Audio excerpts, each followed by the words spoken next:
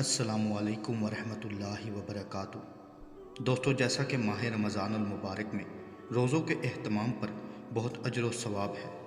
لیکن اسی کے ساتھ ساتھ روزوں کے احکام و مسائل کے متعلق بھی قرآن و حدیث میں ہمیں بہت سی ہدایات دی گئی ہیں۔ انہی احکام و مسائل میں یہ کہ اگر کوئی شخص مجبوری میں روزہ نہ رکھ سکے، یا کوئی مجبوری میں روزے کو توڑ دے، یا پھر کوئی شخص جان بوجھ کر روزہ توڑے تو اس کے متعلق کیا احکامات ہیں۔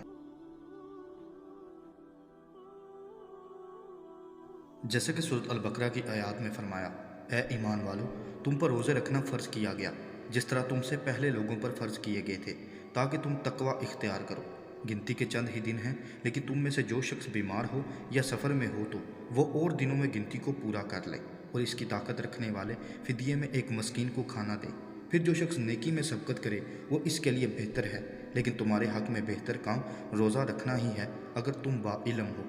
ان آیات میں یہ واضح ہے کہ گنتی کے دنوں کو پورا کیا جائے، لیکن جو شخص بیمار یا سفر میں ہو تو وہ رمضان کے بعد جتنے روزے اس کے قضا ہوئے اس گنتی کو پورا کر لیں، اور اگر وہ روزہ رکھنے کی طاقت نہیں رکھتا تو فدیے میں ایک مسکین کو کھانا کھلائے۔ اور جو شخص نیکی میں سبقت کرے، یعنی کہ وہ روزہ بھی رکھ لے اس کی قضا اور اس کے ساتھ فدیہ بھی دے دے، تو اس کے لیے بہتر ہے، لیکن سب سے بہتر عمل روزہ رکھنا ہی ہے اگر وہ اس کی طاقت رکھتا ہے تو۔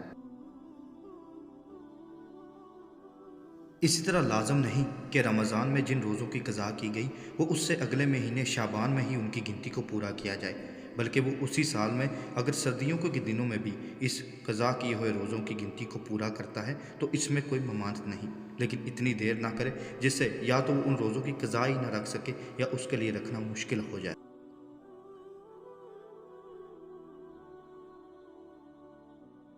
اسی طرح سے بخاری کی حدیث میں ایک شخص نبی کریم صلی اللہ علیہ وآلہ وسلم کی خدمت میں حاضر ہوا اور عرض کی، یہ بدنصیب رمضان میں اپنی بیوی سے جمع کر بیٹھا ہے۔ آپ صلی اللہ علیہ وآلہ وسلم نے دریافت فرمایا کہ تمہارے پاس اتنی طاقت نہیں کہ ایک غلام آزاد کر سکو؟ اس نے کہا کہ نہیں۔ آپ صلی اللہ علیہ وآلہ وسلم نے پھر دریافت فرمایا کہ کیا تم پے در پہ 2 مہینے کے روزے یعنی کہ 60 روزے رکھ سکتے ہو؟ اس نے کہا کہ نہیں۔ آپ صلی اللہ علیہ وآلہ وسلم نے پھر دریافت فرمایا، کیا تمہارے اندر اتنی طاقت ہے کہ 60 مسکینوں کو کھانا کھلا سکو؟ اب بھی اس کا جواب نفی میں تھا۔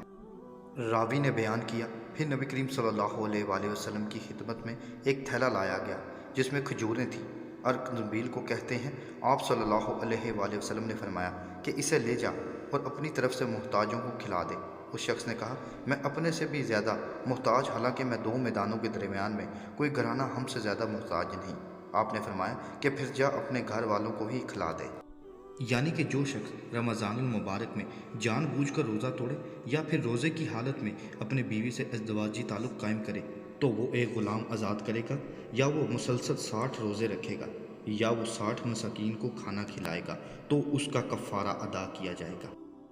اسی کے ساتھ یہ مسئلہ بھی جاننا ضروری ہے کہ جب میاں اور بیوی کا ازدواجی تعلق قائم ہو تو دونوں پر ہی کفارے کا لاگو ہونا لازم ہے، اور دونوں ہی ایک غلام یا دونوں ہی 60 مسلسل روزے رکھیں گے، اور یا دونوں ہی 60 مساکین کو کھانا کھلائیں گے، کیونکہ غلطی دونوں سے ہوئی ہے۔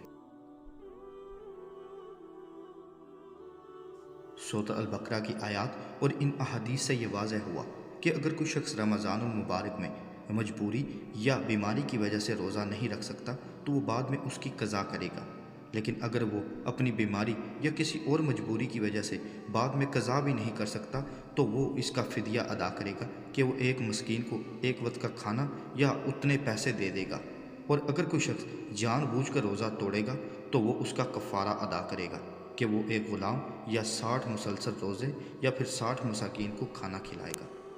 اللہ تعالیٰ سے دعا ہے کہ وہ ہمیں اپنے دین کو سمجھنے، اس پر عمل کرنے اور دوسروں تک پہنچانے کی توفیق عطا کرے۔ السلام علیکم ورحمۃ اللہ وبرکاتہ۔